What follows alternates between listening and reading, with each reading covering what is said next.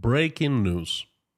Today, the president of Russia, Vladimir Putin, called for the elimination of the very possibility of shelling of the borders of the Russian Federation by Ukrainians. He made it a priority task. According to Russian president, this is a matter for the Ministry of Defense. What? Say it again? Shelling border regions of Russia is the priority now? Well, if any Russian discovered a time machine and time traveled from February 24th, 2022 into February 1st, 2023 and listened to Putin's speeches then and now, 1 year apart, the only question that person would have would be, what the fudge? And she would say it exactly this way, I just did. Howdy, everyone. My name is Konstantin. Welcome to Inside Russia, where I give you news updates on that I find important and that help to explain what is truly happening in Russia today, right now. Usual Russia explained by the unusual Russian. I would like to take about the agendas today, and I'd like to compare two countries, Russia and Ukraine. You know, it's been quite some time since February 24th, and we can start making comparisons and analysis. Let's try to do that today. Let's zero in into the agendas of both countries, two countries, Russia and Ukraine. What the agendas were nearly a year ago in February of 2022 and what they are in February of 2023. Let's find out. Let's take a closer look. Let's start with the Ukrainian agenda. Oh boy. I mean, it must be incredibly complicated and ambiguous. According to the Russian government, Ukraine is full of Nazis, neo-Nazis. It has a criminal leadership that oppresses regular Ukrainians, who at first were brothers and sisters, but ceased to be brothers and sisters somehow recently. Ukraine is militarized up to yin-yang. It has hordes of NATO soldiers. Evil West is behind of all that, and Ukrainian army is so weak and not match for almighty Russian army. But then all of a sudden, Ukrainian army, at a blink of an eye, turns into a super strong because it's backed by the West, aka the Satanists. Well, that was a collective saying of what members of Russian government, politicians, senators, and propagandists, top Russian propaganda, TV propaganda people have said over the period of 11 months about Ukraine, different things. Different people said different things. So using this logic and common sense, Ukrainian agenda should have changed frequently. I mean, no wonder it's such a mess there, Russian agenda, on the contrary, must be rock solid. I mean, it can't get simpler and more straightforward than this. According to the Russian government, Russia started the special military operation, was forced to start the special military operation, not war. Notice, not war. The very special military operation to denazify and demilitarize Ukraine. It was the official line. I mean, what can be more simpler than that? Denazifying, demilitarizing, plain and simple. It means there are lots of, or they have been lots of Nazis in Ukraine, and there's way too much military stuff and facilities in the country. So Russia was there to defend regular Ukrainian folks from the Nazis and the warmongers in Ukraine by, executing precision strikes. No blood should be drawn, only precision strikes, a very fast, special military operation. 2 weeks. That's how long they closed the airspace in the southern and central Russia next to Ukraine for. 2 weeks. So we can safely assume that originally they thought 2 weeks would be enough. That was the official announcement, 2 weeks. But different propagandists, different top Russian TV personalities, they went further. I heard 3 days in, looking around, executing precision strikes, denazifying, demilitarizing, taking Kiev, Ukrainian leadership fleeing someplace west, Ukrainians liberated, military parade, and going home. Perhaps a concert. Well, I'm not sure about that, So 3 days, in and out. That's what they said on TV. I underline that was not the Russian government position, but there was a bunch of people on TV who were saying that. They were jumping ahead of themselves, clearly, because Russian government closed the airspace for 2 weeks. So they're thinking it'd be enough. So let's review the agendas, the Ukrainian one and the Russian one, after about a year. In 3 weeks, it'll be 1 year to the start of the probably biggest tragedy of the 21st century so far. Again, according to what we've heard from Russian government, the Ukrainian agenda, that the Ukrainian should be a mess. And the Russian agenda should be rock solid, straightforward, and unchanged. Now, unchanged is a very, very important concept, because if you're right in your cause, if you fight for the right, if you're light and bringing others to light, then you don't change your course. That you stay the same. That's logic. That's common sense. You can't go against logic, can you? If you're right, you don't change your course. Because if you changed, it means that you weren't right in the first place, perhaps. I'm just suggesting. I don't know. So let's make the long story short. On February 24th, 2022, the Ukrainians were fighting for their land, their families, their mothers, wives, children. They were fighting for their country, Ukraine, against the aggressor, the neighbor. Let's fast forward to February 1st, 2023. Ukrainians are still fighting for the land, their families, their mothers, wives, children.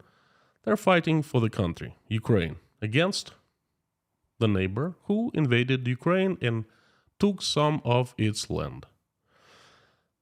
Their agenda has not changed a lot. Well, hasn't changed at all. They have not moved their ground. They're still standing when they were standing 11 months ago. Now let's take a look at the Russian agenda. At least what's said by the government officials, representatives of different kind, and the propagandists. You'd have to check your memory because Russian agenda changed numerous times, but I'll help you out a little bit. I'll remind you. Well, let's start, shall we? At first, day one, the start, it was to denazify and to demilitarize Ukraine. And by the way, that all was going to be done by the professional army only, and no mobilization in Russia would take place under any circumstances. Then it was underlined that Russia was not for the land grab. It was not going to occupy any land, any part of Ukraine, because Russia simply didn't need it. It was not there to occupy. Then, at the end of March, all of a sudden, Russian troops regrouped and moved to a different place from Kiev province. So there was a battle for Kiev, and it was happening for about a month. And then all of a sudden, Russian troops regrouped and moved to a different place. Well, it can be called differently, but let's call it that way. We're talking about the Russian agenda after all, and agenda changed. It became all of a sudden to protect people of Donbass. Such a just cause, Then in May, it turned out that Russia came to the occupied lands, Kherson, Kharkov, Zaporizhia, to stay. Russian president said on March 9th that Russia was not for the land grab. Russia was simply helping Ukrainians, and 2 months later, top Russian politicians started making promises that Russia was to stay, particularly in Kherson. May 9th, there were a lot of statements made. Russia was there to stay for good. Boy, such an agenda change. 180 degrees. And it wasn't just a talk. It was the walk, because they, started using ruble. They replaced Ukrainian currency hryvnia with Russian ruble on the territories, and they formed new military administrations of the occupied territories. That's how they were called. And that's walking the walk, my friends, So they contradicted the President Putin, what he said 2 months earlier. Such an agenda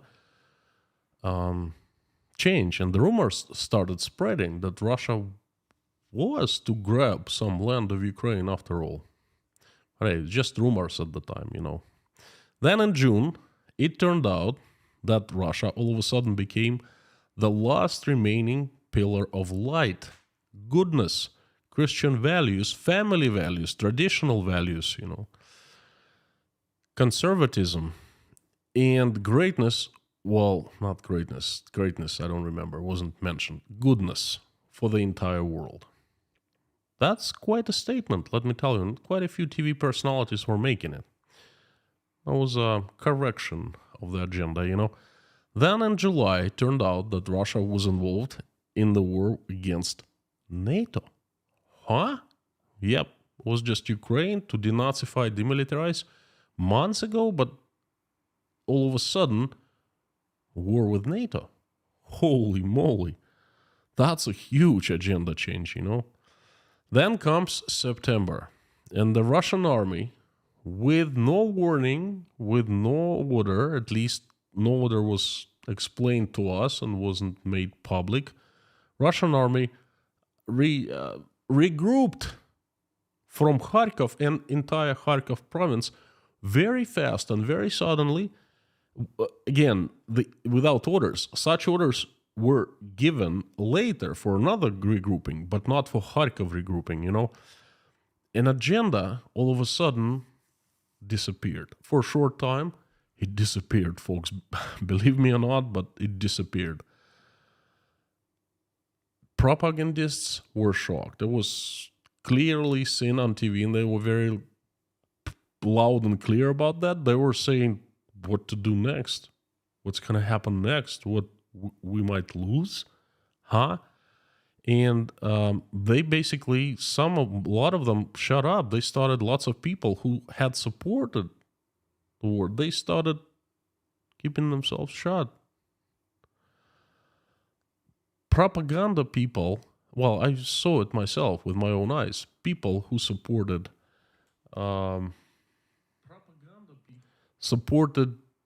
the war by putting decals with letter Z on their cars. I saw a couple neighbors of mine did that. You know what happened the next morning after Russian troops regrouped from Kharkiv? Early in the morning, I looked out of the window and there were no Z decals.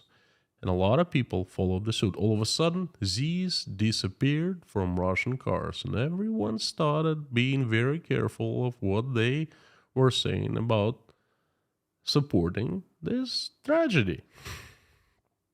Such a huge turn, such an agenda change. I remind you, that's early September. And then the propaganda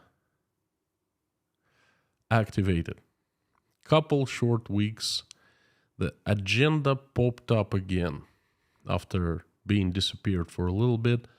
In September, the mobilization of Russian men was announced 21st of September. And it suddenly became agenda for quite some time. Regular people had to go and fight. We yet to see one politician's son fighting, but we, regular people had to go and fight. Of course, everyone started talking about that on TV. How mobilization and there's a need of a lot of people to go and fight for Russia. And then soon after, another agenda turn, adjustment kind of came up. The Satanists. Yeah, I kid you not. A brilliant idea. It was announced by a few people that the West is full of Satanists and Russia is fighting Satanists. Not Ukrainians, not NATO, but the Satanists who are kind of a shadow engine behind it all. Yeah, it's brilliant. It's brilliant. How can you disagree with that if you have not been outside of Russia to the West once? How can you know that it's not full of Satanists? You can't. And even if you haven't been out of Russia at all, not just the West. So you just, I guess, take it what they say. Then all of a sudden, another agenda. Just like that, a huge one. End of October, literally in days, it was nothing that had predicted it, but in days, Russia announced that it was grabbing Ukrainian land. It annexed 4 territories of Ukraine: Donetsk, Luhansk, Zaporizhia, and Kherson, with the capital city of that province, Kherson. Boy, that was a glorious agenda. Glorious. You should have seen the celebration, the joy. There was a huge concert. There was a huge celebration in the Kremlin. It was televised all over Russia, and there was a huge meeting. Lots of people showed up to support it. I don't really know who, but they were. I mean, we could all see it with our own eyes. I don't believe that they were paid to do that. No, of course not. Of course they showed up just by themselves, of course. The promises. Oh, don't you love the promises? I love the promises. They were given basically very strongly by the president of Russia himself, by the commander of chief, and he walks the walk. He never lies. He never just says baseless things. It's always supported by stuff. So he promised that Russia was to stay in the new territories forever, and Russians would not leave. The old Russians would not leave the new Russians behind. None of them. Russia was there forever. Russia and Kherson forever. There were billboards all over Kherson. Russia and Kherson forever. It was a new agenda. And I mean, Russia has enjoyed that agenda for quite some time, for 4 or 5 weeks. And then Kherson happened. This time it was official. This time It was said and showed in advance, a few hours in advance. The commander of the special military operation, as it's still being called, as still was being called in Russia back then, reported to the Minister of Defense that Russian troops had to be withdrawn from Kherson to prevent unnecessary casualties. And the Minister of Defense agreed, and the Russian troops withdrew. They left. Okay, they withdrew. They didn't regroup. They withdrew. They left Kherson. They left it behind. The capital of the new province of Russia that was promised that Russia would never leave behind. It was left behind. It was exactly that. It was left behind. And the Russians new Russians who were promised protection of Russia and they were left in Kherson, you know what? I don't really know what happened to them. They don't talk about this in Russia. It's kind of like, why would you talk about that? We have different things to talk about. Then after it happened, agenda kind of disappeared again. Because again, the top propagandists, they were kind of shocked and they didn't know what to say. They didn't know how to explain it. They tried by saying, "Oh, you had to because there'd be too many casualties." And someone asked a question: "Why did you, annex?" Because you kind of knew that Ukrainians were waging offense, and you kind of knew you would leave it. And then they just stopped making that excuse. I guess they couldn't answer the question. By the way, that withdrawal from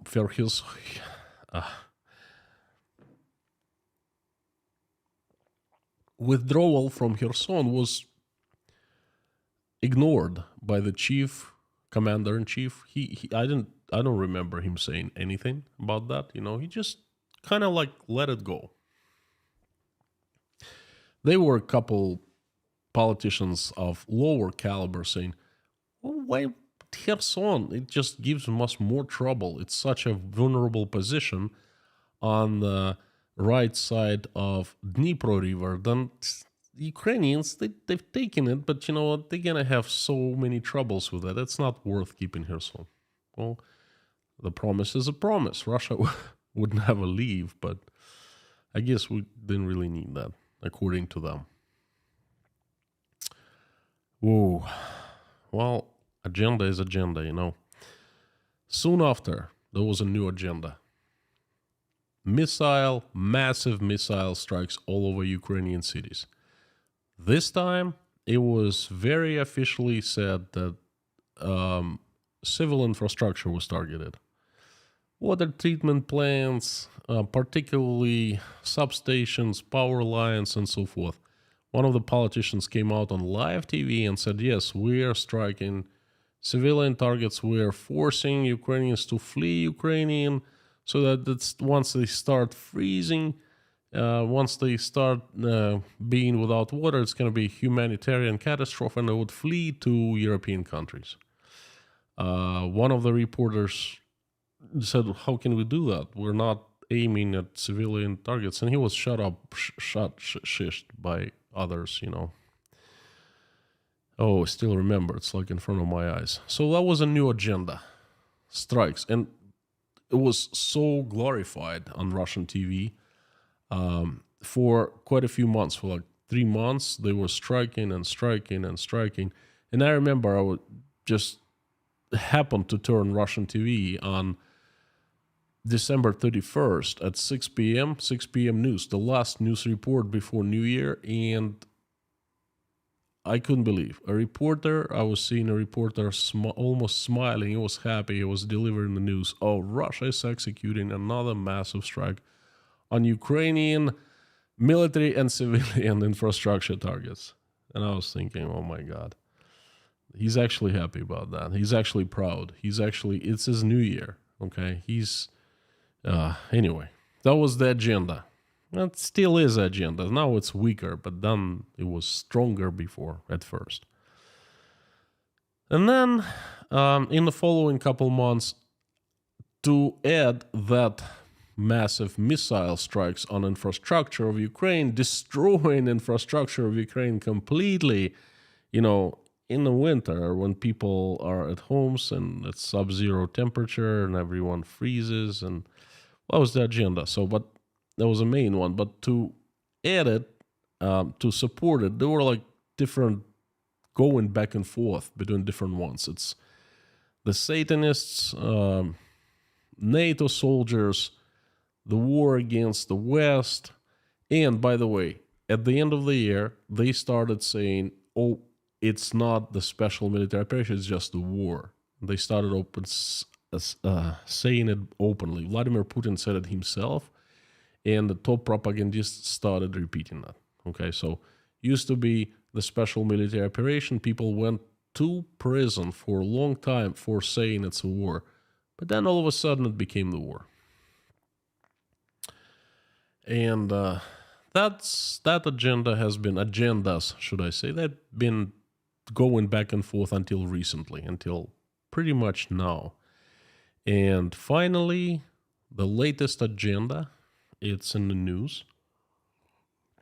Vladimir Putin himself announced it, is the elimination of the very possibility of shelling of the border regions of Russian Federation by Ukrainian forces. Priority. The new agenda to keep what's inside Russia, behind the borders, inside Russia, safe.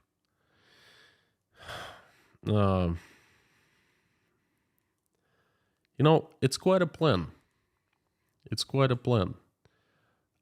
They changed the agendas so many times. Then, at the same time, they're saying that everything is going according to the plan. Then, let me tell you, it's quite a plan. It cannot be explained by the logic of common sense and reason. Okay, but I have some, thoughts about what kind of plan it is and if everything is going according to the plan. And I think if you can put 2 and 2 together, you can also find out on your own if this plan and if everything is going according to the plan in Russia. I was thinking before starting the stream, I was thinking this. Again, I'll repeat you the latest agenda. Vladimir Putin voiced it himself. He said that the priority task right now is to eliminate the very possibility of shelling of the border regions of Russian Federation by Ukrainian forces. Perhaps if you don't want to start to have this possibility of shelling your territory by forces of your neighbor, by bordering nation, perhaps you shouldn't start waging a war on that nation. Perhaps you maintain peace. Perhaps you don't cross the border with tanks, troops, and perhaps you don't strike it with rockets. Not military targets, not infrastructure, civilian, nothing. Perhaps you maintain good relationship. Perhaps you do that, and then you will be absolutely sure that your borders are safe, and the very possibility of shelling of the border from a neighboring country is non-existent. And this has been my message for today. Thank you very much for coming and giving me a chance. Again, I really appreciate it. Before I turn on the comment where I'm asking you to please give me feedback on what you heard today, whether you like it or not. If you have any questions, I'd be glad to answer them.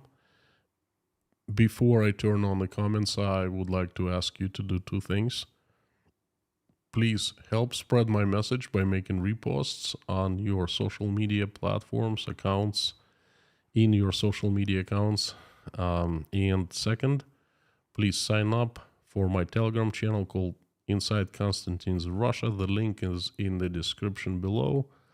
So we can stay connected and I can give you the updates. Thank you again. And I am turning the comments on now.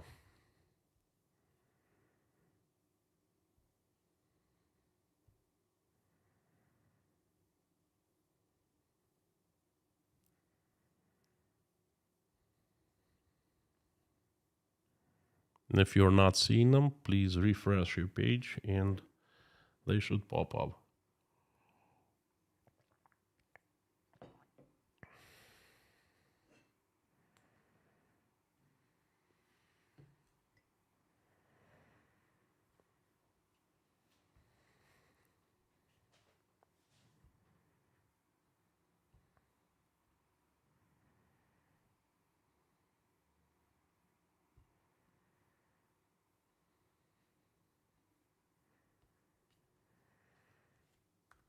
Hang on 1 second.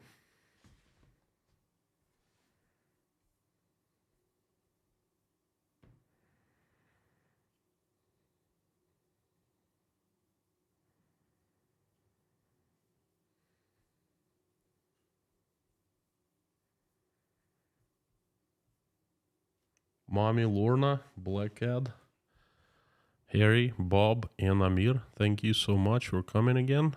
Thank you for watching my back. And I see that quite a few usual suspects are here. Thank you for coming back and giving me a chance. I had to miss yesterday's stream due to some personal reasons. All is well. It's just I had to get full night's sleep and I had to get up really early to do some work around 5 a.m. Please tune in to the sponsor section of YouTube and Patreon. I'm going to post a movie just for you, my way of thanking you for being sponsors and patrons. So I show you where I visited today, and it's quite interesting. It's like a horror movie for some part, you know. But if you want to see, if you want me to notice your comment or question easier, please put it in caps and put Inside Russia after @ so it appears in a large orange box for me. Just like Tarmo Jarv or Jarv did.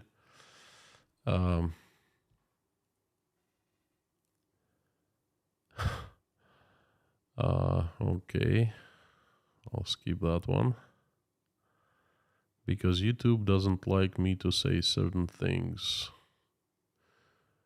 Howdy Bob, howdy everyone, what the fudge? Yeah, definitely what the fudge stream. Guy L. It's not about the plan, it's about, well, it is about the plan at the end, but it's about the agendas, you know.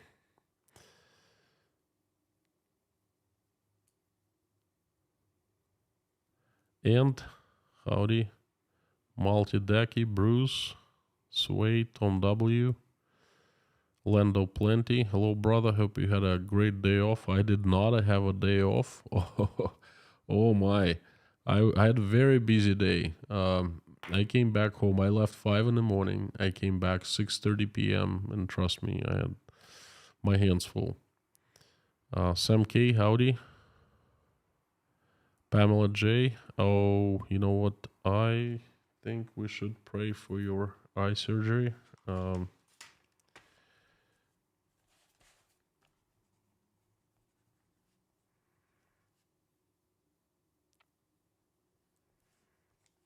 There you go, wrote it down. Prayers appreciated. Prayers will be sent your way now at the end of the stream, and I'll pray for you myself. I hope everyone will do the same. Pine the Chef from Rotterdam, howdy. Greetings from Lithuania. Every time I see a person commenting from Estonia, Lithuania, Latvia, Poland, it really warms my heart. Thank you so much for coming.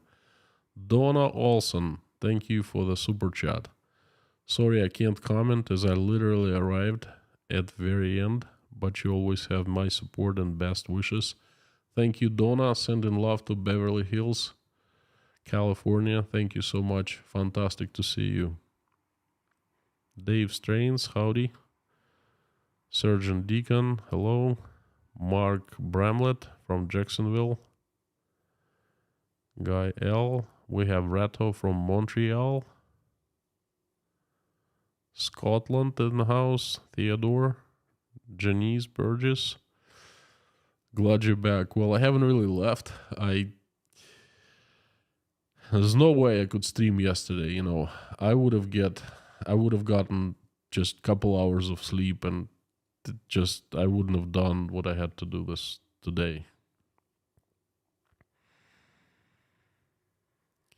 Ferrari guy, if it isn't easy for Russia to change its borders by taking land, they could simply guilt claim any area being shelled and then it wouldn't be on Russian land. Yeah, I hear your sarcasm. Tea looks weak today. I decided, well, I'm fasting. This is my third day and I'm drinking water today.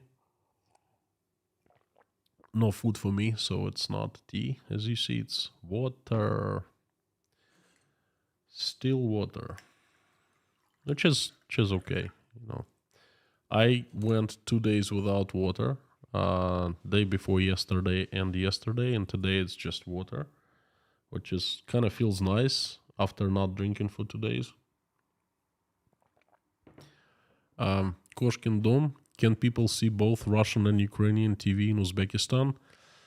I did not, I don't know.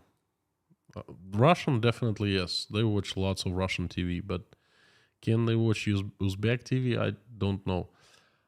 My TV, I turned it on once only, and I hooked up my computer to TV. So, and then I've seen a few channels when I go to like barber shop or a store, but I didn't say anything Ukrainian, so I don't know. Exploring with Azuinos, Michael, howdy.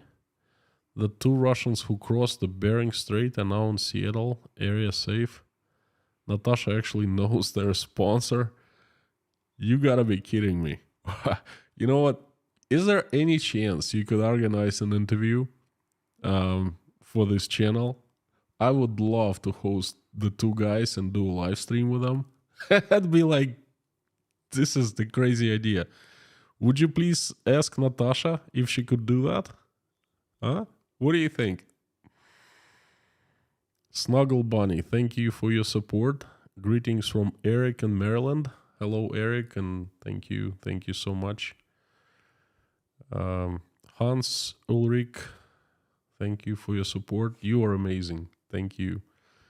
Oh, Michael, again, that'd be just a fantastic ordeal, you know. All they need is to log in onto YouTube and have a microphone, decent microphone, and I'll do the rest, you know. Please arrange that. That'd be fantastic. Okay. We have Cindy Laugh Bunny. Thank you so much for your support. I will keep it up. You can be sure of that. We have Julie W. has just gifted the sponsorship of this channel to 5 people. Julie, thank you. There's a fantastic question from Damien Da Silva. I know even before looking at the question, and you know why? Because he always gets fantastic questions. Let me just read the other ones and I'll come back to yours. Jim Flag has a little help to you out with the next video. Thank you so very much. Very appreciated. Thank you. Now, this Jekyll N from Australia. Many Russians are not stupid, rather than willfully ignorant. Hard not to agree with you. Hard to disagree with you. Thank you so much, my friend. Usually you send super chat without message, but this time you do. And hard to disagree with you. Susanna D. Sebro. Sirbo, thank you so much. Thank you for your support. Pretty cool picture of yours. Is it from a wedding? Damien. Now back to your question. Julia Iofe or Lofe, put it best. The Kremlin always lies, and they believe most Westerners are stupid. They can't believe we're truly ideologically optimistic and defenders of democracy. Stalingrad is back. Oh my gosh. You always, it's either I agree with you, I agree with most of questions or statements that you make, right? Some I disagree, and some touch me deeply, okay? And then definitely Stalingrad is a bunch of horse manure, that renaming Volgograd to Stalingrad. I every day I wake up and I go, it cannot possibly get any worse, and it gets worse. That's the story of the past 11 months. Now, the Stalingrad, Putin is about to visit Stalingrad tomorrow. Well, Volgograd was the city was named after Volga River, right? And it was named Stalingrad before, like the Stalin city of Stalin. And after Stalin was put into the light, his true nature, that they changed the name to Volgograd. And now they changed the city limit signs, to back to Stalingrad. I saw the pictures myself. I don't know why, just to please Putin, but why would he be pleased by that? For goodness sake, So this is shame. And the Kremlin always lies, and they believe most Westerners are stupid. I think they don't really care, because they aim their lies not at the Westerners, but at the Russians. So they could care less what the Westerners think about them, So, Lando Plenty. Hello, Konstantin. USA is fed up with Putin. Just announced another $2 billion aid package for Ukraine, including long-range missiles. Putin is not happy. Well, I'm sure he would not be happy about that. Well, my dear friend, fellow Mainer, thank you for your support. That's huge. I really appreciate it, Hard to disagree with you on this, too. He's not happy. I have not heard, I was away all day. I have not heard of another large package. Well, the United States, you know what it should do? It should deliver whatever it has promised. Okay, because it promises a lot, but it hasn't delivered much. I mean, it hasn't delivered everything it had promised. Let's put it this way. So that better deliver it fast.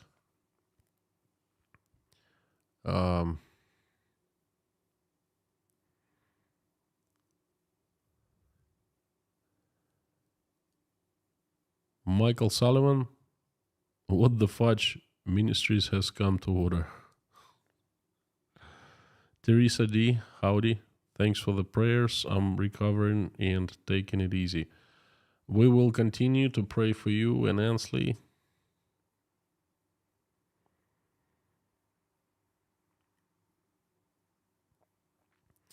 Tim Rogers, how long before Russia uses nukes?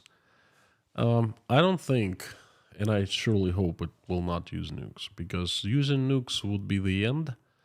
Now, still, Russia has Russian government, should I put it this way. Russian government, Putin, they still have some cards to play. They still have different ways to go. But once nukes are involved, no way, it's over. What is shameful is the horrible lies told about the Ukrainian people. Simple families living in bedroom communities terrorized and killed. I have not heard, but again, I don't listen to that stuff. If they say that, that's truly terrible. That's actually kind of inhuman to spread that. Lando Plenty has just given sponsorship of Inside Russia to 5 people. Thank you from me and from the 5 people, my friend.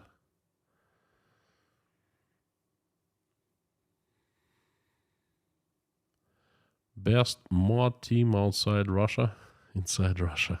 Yeah, you're absolutely spot on, Dave.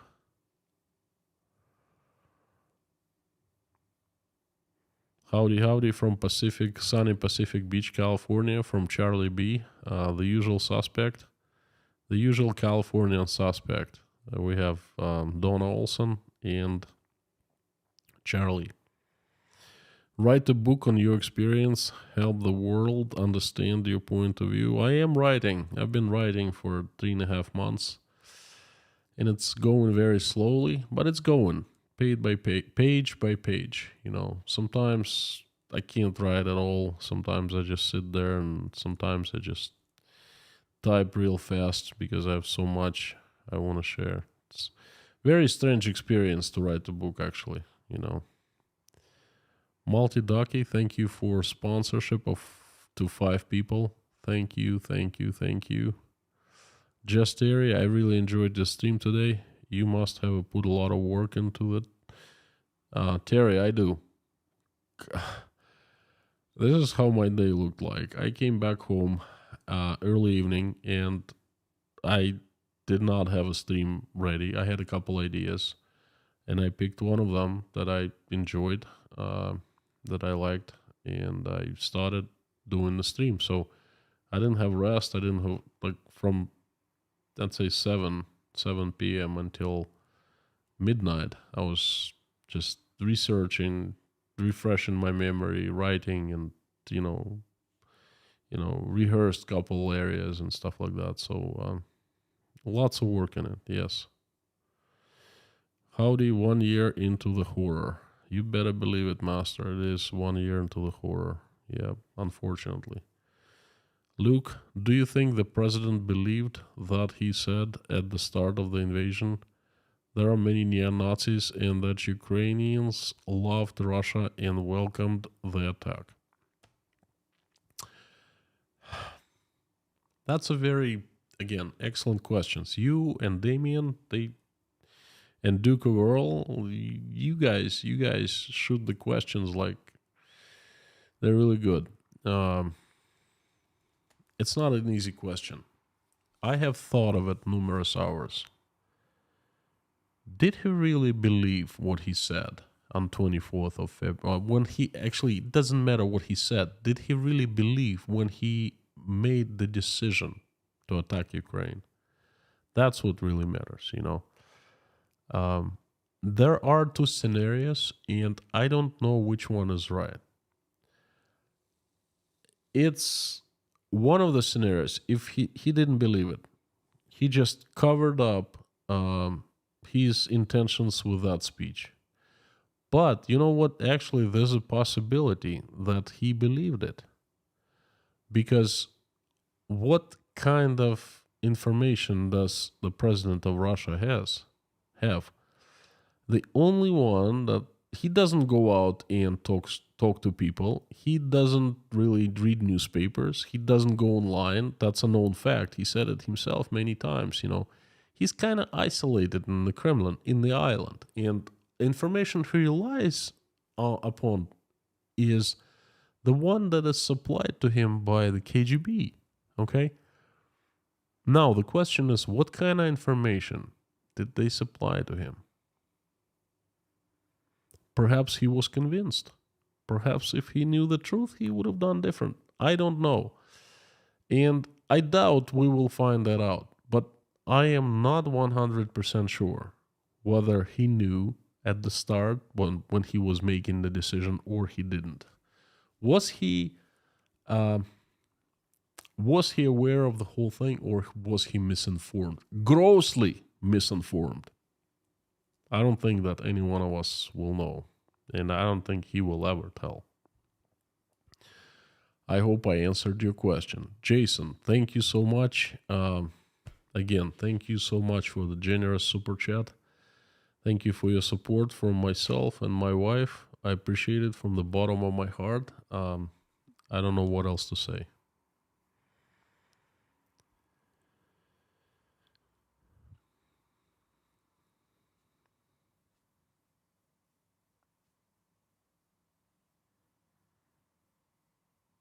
Fraser Miller just given a sponsorship, gift of sponsorship to one person. Thank you so much for sharing, Fraser. Thank you for supporting. And Jason has just given the gift of sponsorship to 10 people.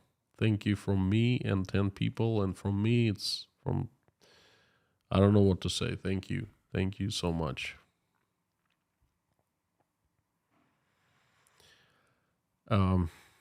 And also a very good question. Have you covered the investigations about Putin's palace? I think that the recent investigation about Putin's palace, it's about, I don't know, year and a half ago, that happened. Yeah. Done by Navalny's team is kind of nonsense. Don't start throwing rocks into me. I'm not against Navalny, but what he did was actually true, and it was very excellent investigation. It was very bold, and it was right to the point. But now, this is so important. You listen to this.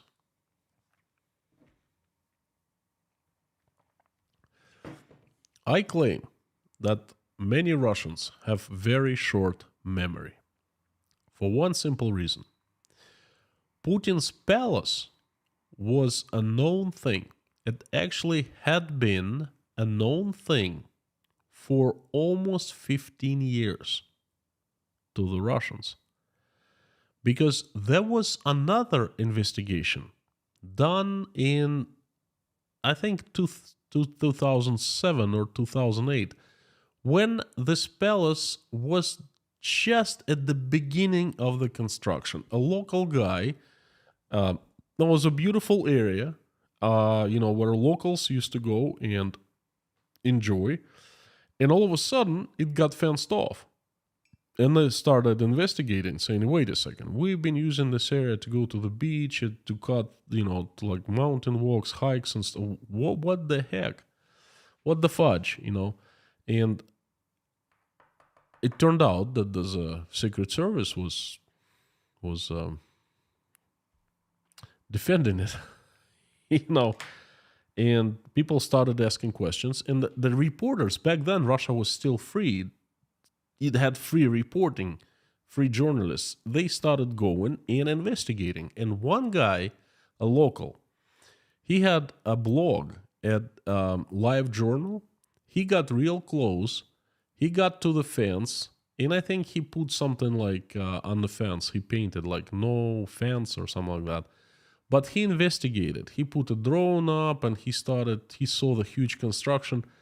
And the truth came out, and everyone knew that was a huge scandal. It's like, oh, Putin is building a palace, or not Putin himself, but one of the government services is building a palace, the facility for rest of leadership and stuff like that. So the guy was imprisoned, not for 1 or 2 years, and it was outrageous back then. A lot of people were outraged, because it had never happened before, for the first time. But the secret was out. So then Navalny shows up 10 years later and does his own investigation on the very same thing. As a matter of fact, the previous investigation is still out there on the internet, And everyone goes, oh my God, we didn't know about that. Yes, you did. Yes, you did. There was plenty of information for you, but it was a scandal. And if you didn't know about that, well, it's too bad for you, Yo, you didn't vote? You didn't know about that? You didn't know about the corruption? You don't know about stuff like that? You didn't do anything? Well, get 2022 now. This is why 2022 happened. Because you didn't know. Because you didn't want to pay attention. Because you didn't want to go and vote. You didn't want to stand tall and stuff like that. So, I hope I answered your question. And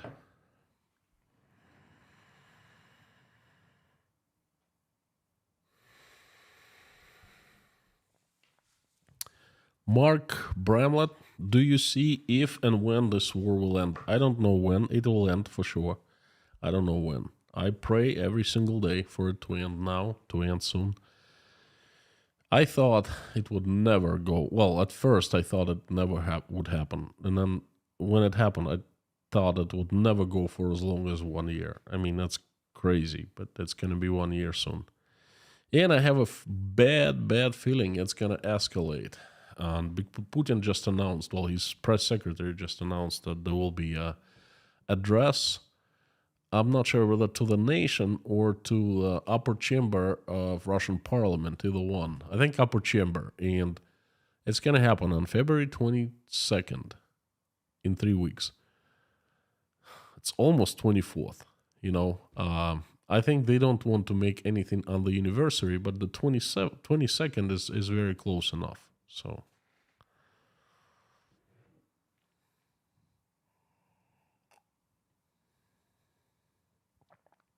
please, no Russian. Yes, they help to filter messages, and the mods don't know what you write in Russian. Look, if you want to reach to me, write in English, because I know both Russian and English at about the same, on the same level, so I can read English. I can read English comments.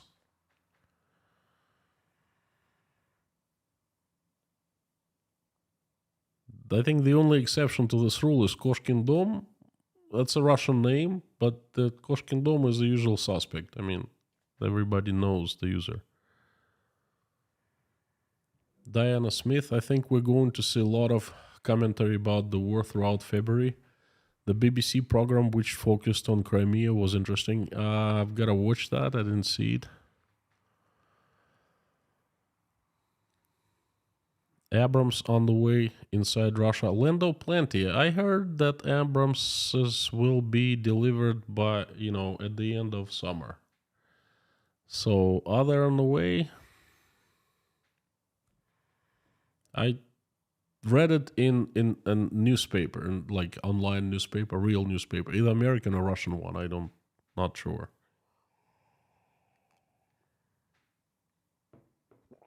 You know what? This certainly is no tea, and I like tea much better.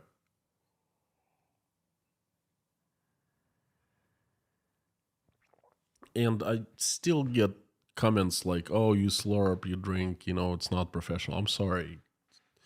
My throat gets dry of speaking too much. I can't go without drinking some kind of liquid.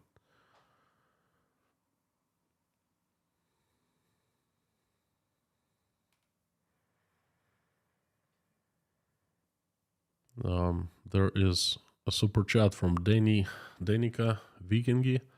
Any chance you can follow up if generally uprising cases like the one 2 days ago person overheard Olesy Alexeyev Chinnikov anti-war restaurant table conversation and called the police Krasnodar? Generally uprising. I'm not sure what it means. General uprising cases. This case is actually it's like a showcase of what's happening in Russia today. I've been telling you about denunciations, okay? That's one of the dark pages in Russian history, and that's happening all over again. And a couple days ago was prime example. I already mentioned it in the stream. I am so ashamed that people in Russia do that. I am so disappointed because you just don't denunciate people. I mean, folks, a couple, a family, they were sitting at the table talking. Don't they have right to voice to talk about whatever they want to? I really wish that we would know the name of a person who called the police. Not to do anything, not to retaliate, not to take revenge, but just to know. Okay, that'd be good to know.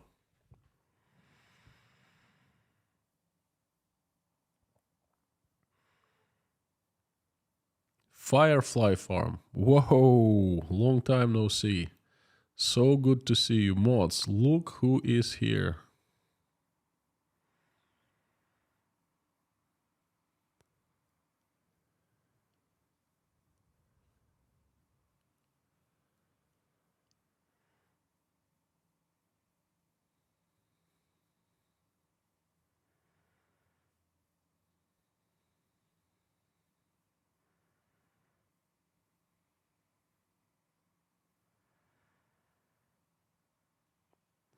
looking for a message in caps or with Inside Russia after it, before it.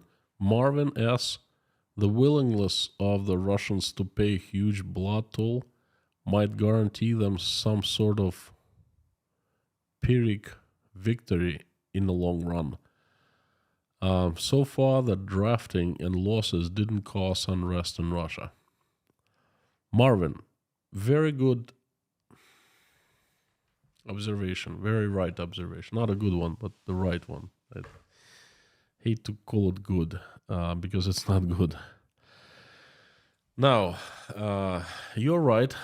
You're right. First, they were twice. First, if there's a victory, well, I don't understand what. Still, I ask people this question: what would be the victory? Like, how would you know that Russia is victor? That's it. It's over. It's done. No one can tell me. What is it? Is it all Ukraine is gonna be annexed by Russia and became Russian provinces? All Ukrainians killed, all Ukrainian infrastructure destroyed, no light, no like electricity, no heat, no hot water, no sewage. Like what? What is the victory in Ukraine? No Nazis.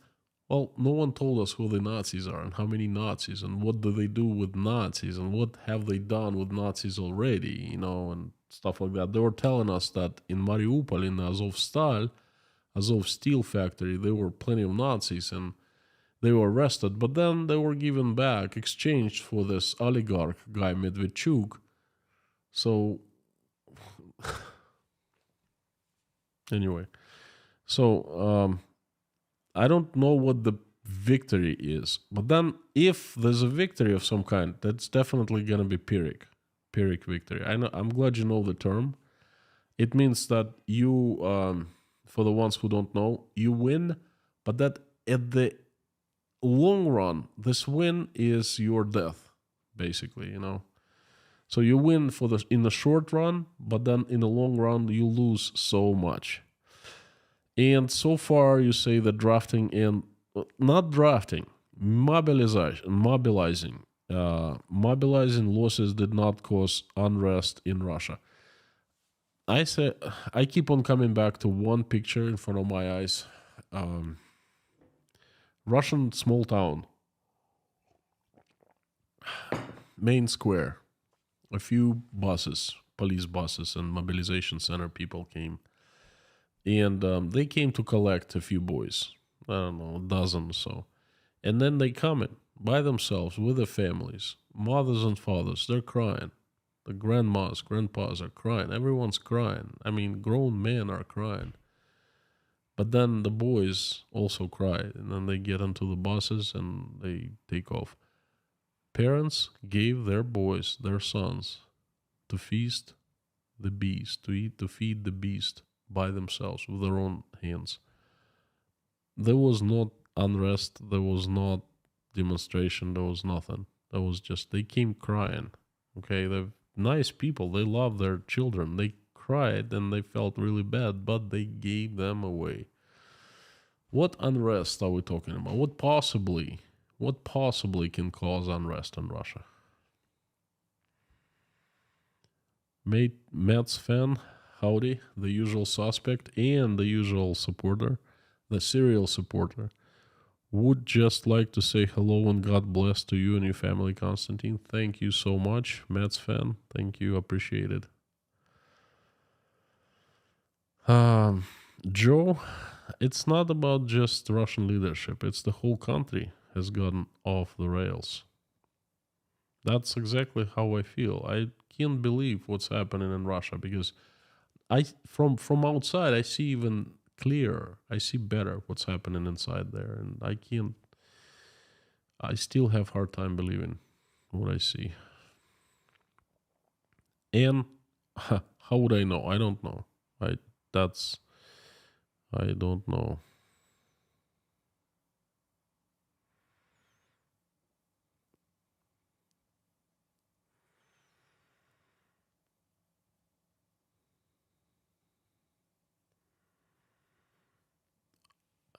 Alex FFM. What's that supposed to mean? Many of my friends are Russians with Ukrainian roots. They kind of stick to the propaganda for years. Seriously? What would you advise me to say if I had only one sentence? Please help. Russians with Ukrainian roots. They stick to propaganda from Russia? Like, I don't understand. What kind of propaganda? If they support Russia, well, you ask them, I'm not sure about one sentence, but a few sentences. You ask them, why is exactly Russia in Ukraine and it's doing what it's doing to Ukraine? And what are the terms for victories? What is Russia to achieve in Ukraine? And let them answer you. Luke, thank you for your support and the question. This is a military question, but the shock and awe-style attack Russia started requires total air dominance. Agreed. But the Russian Air Force couldn't and still can't secure the skies over Ukraine. Was the capability just propaganda? Luke, another great question. Let me just answer a quickly disappearing one from Blackhead. How's Mama, Mr. K? Mama is doing really good. I bought her a present. When it arrives, I don't want to blow the secret, when it arrives, I'll let you know what it is and she'll be happy. But thank you so much, Blackhead, for remembering and for asking. And Carson Larrymore, thank you for your support and the question. According to Russian propaganda, USA is the enemy and they brag of winning the patriotic war. But they seem not to know that USA sent millions of equipment and aid. We are not doing the same for Ukraine. Are we not doing the same for Ukraine? Same what? Same sending the Lend-Lease stuff to Soviet Union? I'm not sure I understand the question. The first part is easy. Yes, Russia propaganda does say that USA is the enemy. They brag of winning the patriotic war. They're not bragging of winning. They're saying that, this the total war with the West. And they will say in the future it's patriotic. They haven't said it many times yet. They haven't officially announced it, but they will. I think very soon. They seem not to know that USA sent millions of equipment and aid. We're not doing the same for Ukraine. That I don't understand what you meant. I'm sorry. Luke King. It's a question I need to... I don't have to think about that, but I'm actually thinking of doing a stream about that. To make a long story short, there are two disturbing things for any Russian who supposedly, let's suppose a Russian supports the war.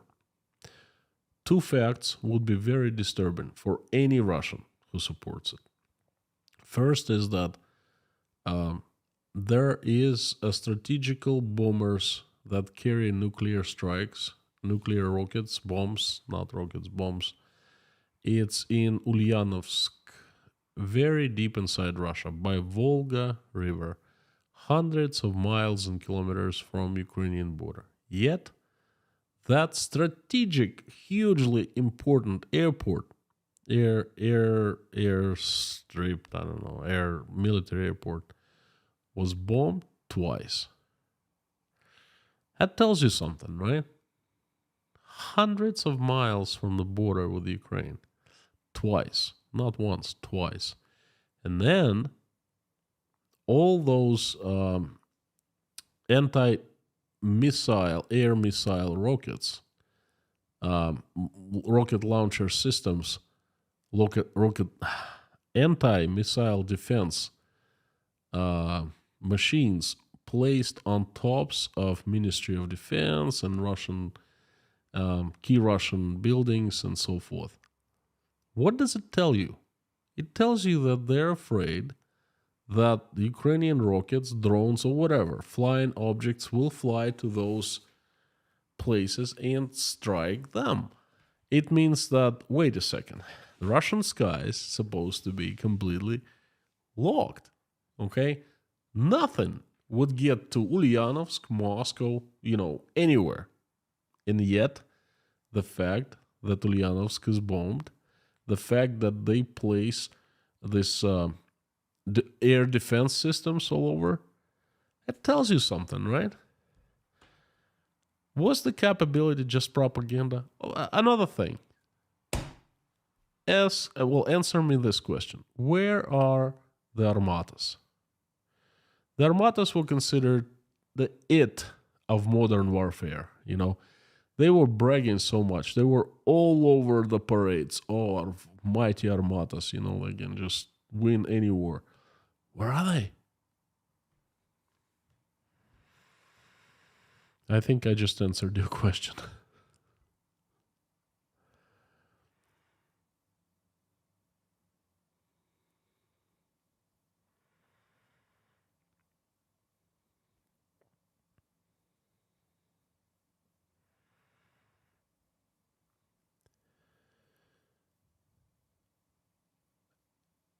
Ancient food slider.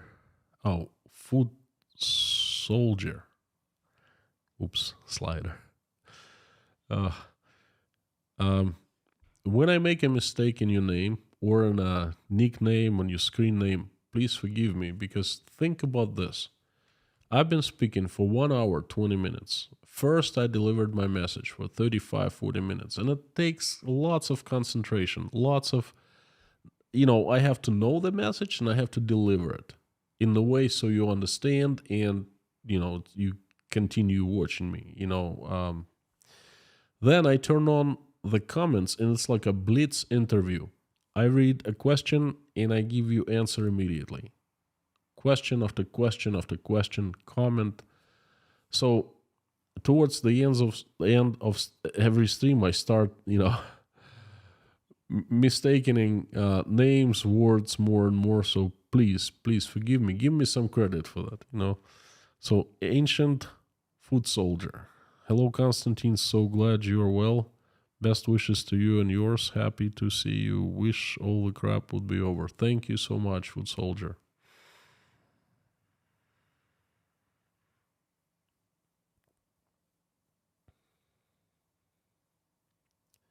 Constantine, time is up, says the Nightbot. Yes.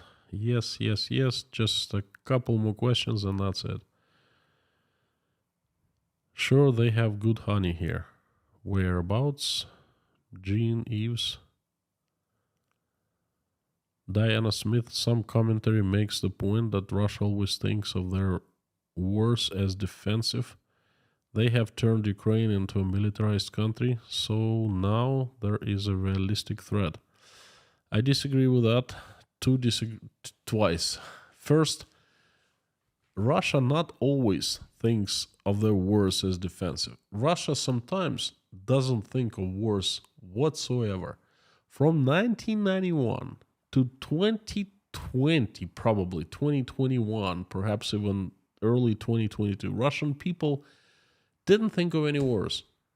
It was not in our vocabulary. We would never think that we would go into a war. It's crazy. Until the very last day, me and millions of Russians, this is just so crazy to attack Ukraine, start a war, So there were lots of times when Russia was just not thinking war. And then second,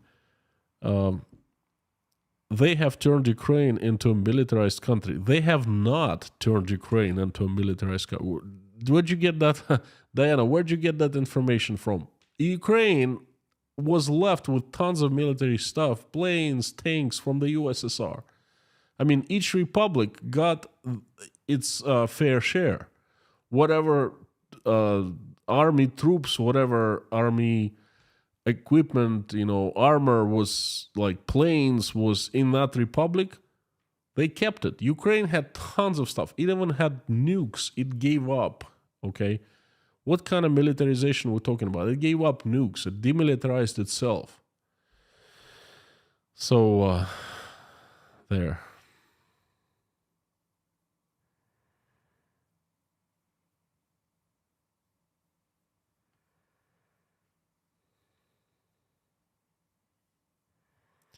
White Lightning, yes, Lend-Lease was used by USA to help USSR in World War II. I know that, that's a fact.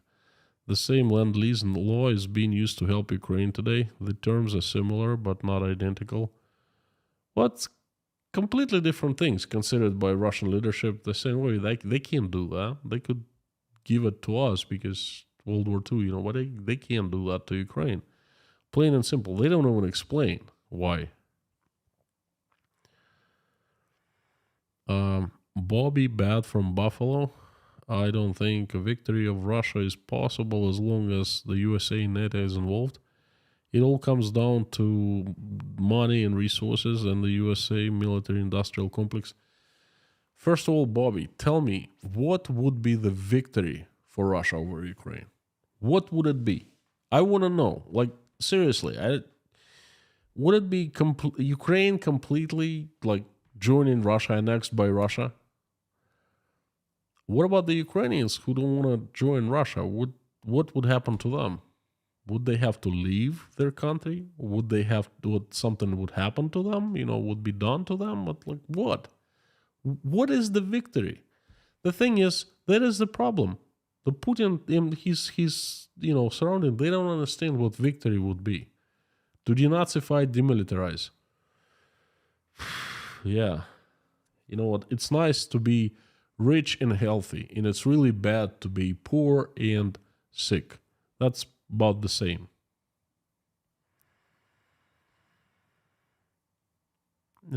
Christopher Manabed, what is your view on RT propaganda? Is it strictly for the Russian audience to justify the war on a veiled message to the West? No, it's for the Russian audience. They don't care about the West.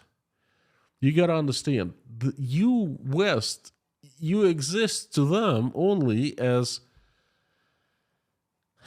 a scarecrow, whatever, scaremonger, just something to scare Russians with, the West. They don't care what you think. Of course, this head people of RT, of course, they know the truth. They all, you know what? It's not a secret that most of Russian top propagandists studied in the West, including in the United States. They went to colleges in the United States. Yeah, if you didn't know that, wake up. They know the truth about the USA. They know how it is to be living in the USA. You think they truly believe what they say?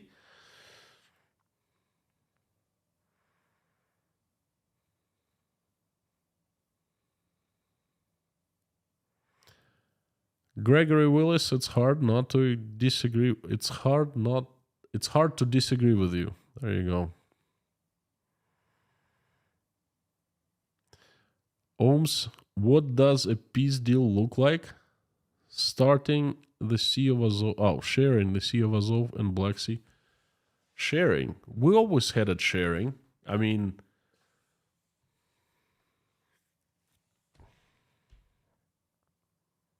I don't understand. So you're saying if Russians say, okay, we share Black Sea and Azov Sea with you, and then Ukrainians would allow for all those 4 annexed territories to remain annexed. I don't know. Let's wait and see this peace deal. I don't believe in it. Diana, it's hard not to be very anxious over all the things that are happening now. Tanks moving, mobilized men taking their places. Feels like we're just waiting. I know. The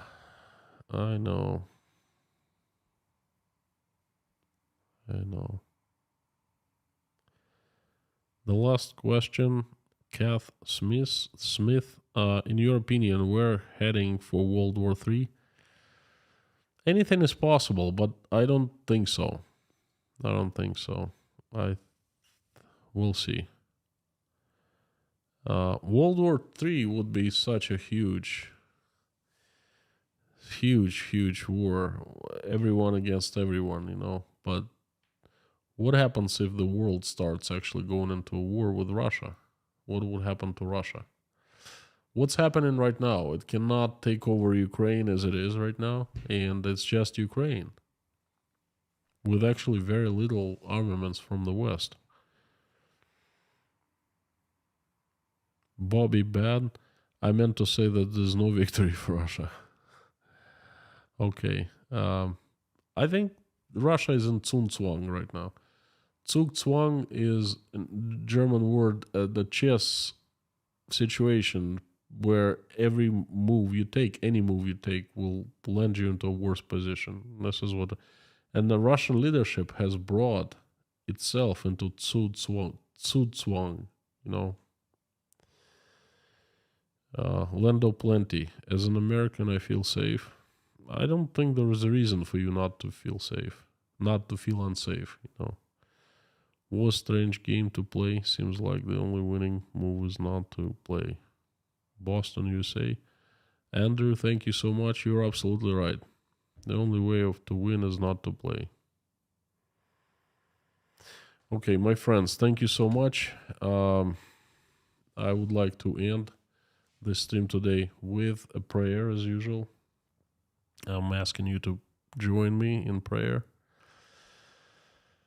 And I'm seeing all this very angry messages. Bob says time is up. Yes, I see that. Thank you for coming. Thank you for giving me another chance. Let's pray for the bloodshed to be stopped, to end, and for people to be helped. Thank you.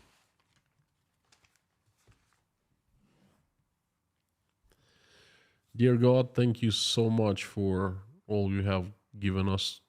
Thank you for putting food on our tables, giving us roofs over our heads, and surrounding us with people who we love and who love us. Please help our children, keep them safe and healthy, and give us wisdom to raise them in the way that they will make, when they grow up, they will make this world a better place and will never engage in any worse. Thank you so much for keeping our children safe and healthy.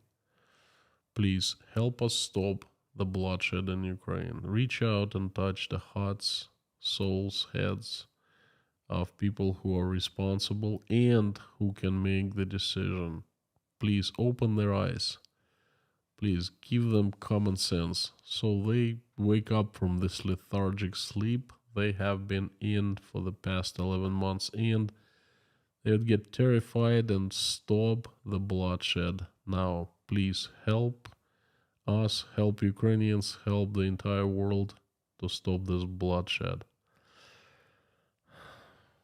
Help all the Ukrainians who have been affected by this bloodshed.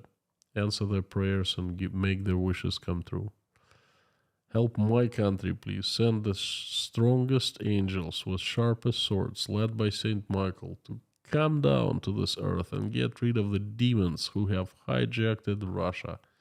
Please make it run by the angels so it's right and good and peaceful. Thank you so much. Looking for your angels. Send them faster. Please help everyone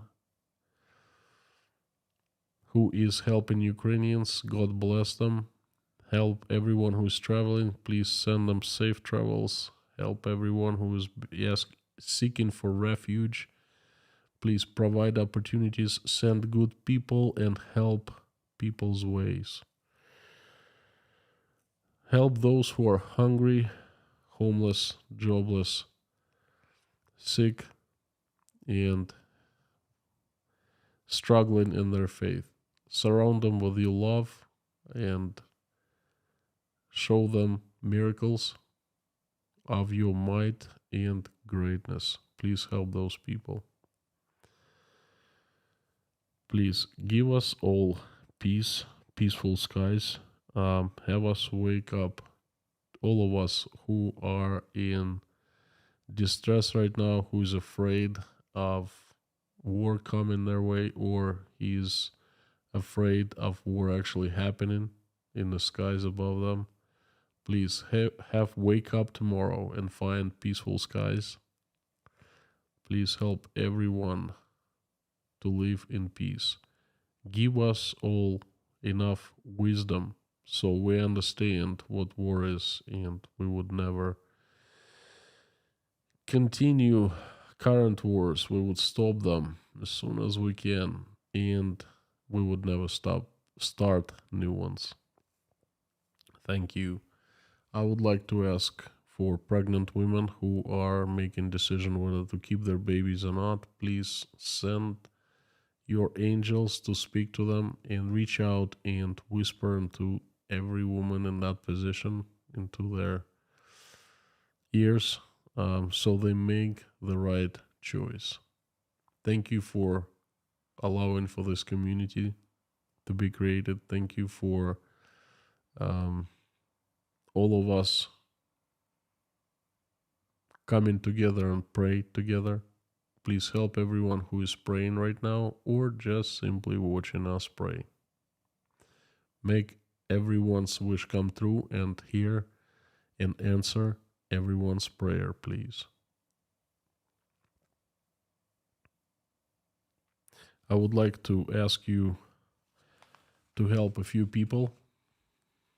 They are Wayne, fighting with cancer. Please send help and strength. Shirley, Debbie, Jen Allen, Finola,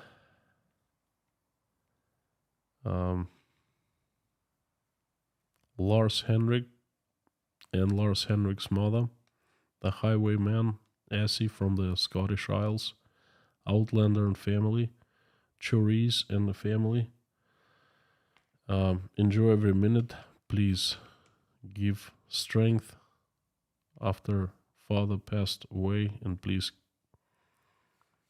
have Father rest his soul in peace in heaven. Lars, Susan Marshall, Beulah, Boss Salmon, Janice Burgess, Alvin's mother, Teresa D., Marsha Tucker's dad. Please have his soul rest in peace in heaven, and please give Marsha strength to go through hard times.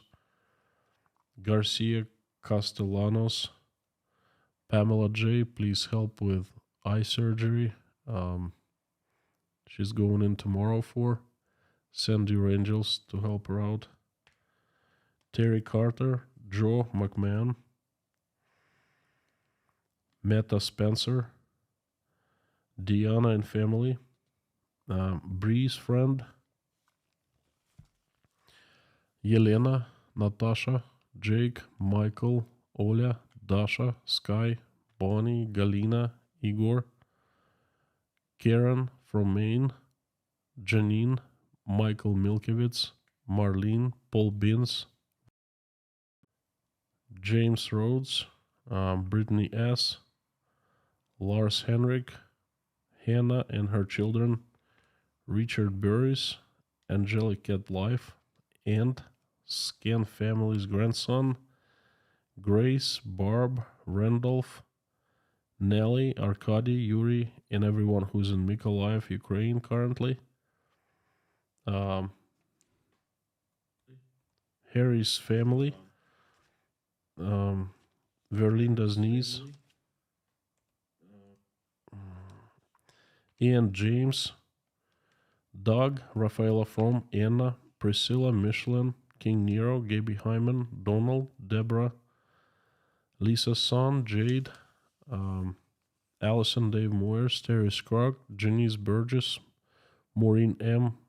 and her sister, Mr. Hanson, Heidi, Bob, Tony, Kayleen, Rob, Umel, Jennifer, Matt, Ashley and family, Mr. Dean Spooner in the church called Our Savior Lutheran Church, Lisa Kumrian, Jacob, Adam Oliver, Treasure, Kyle's wife, Grace Philosopher, dear friend, Maggie, Carmen's sister, Vladislav, and his father Sergey, Susie Myler, Gina, Wayfarer, AMS um, Sherry, Layla, Philip's mother, and there are a few children I'd like to ask. They're Cadence, Maverick, Sebastian, Coulter, Theo, Maddie, um, 2-year-old niece of Karen Vasseur and Ansley. Please send them your help, show them your light, give them recovery, and give their families strength. I also would like to ask for all children from Ukraine who have been affected by this terrible tragedy and children who have been affected from Russia. Thank you so much, dear God, Lord Jesus Christ. Amen. My friends, thank you so much for coming today, for giving me another chance. Thank you very, very much. I will see you tomorrow with another message. You are absolutely awesome and you rock. And Carthago delenda est.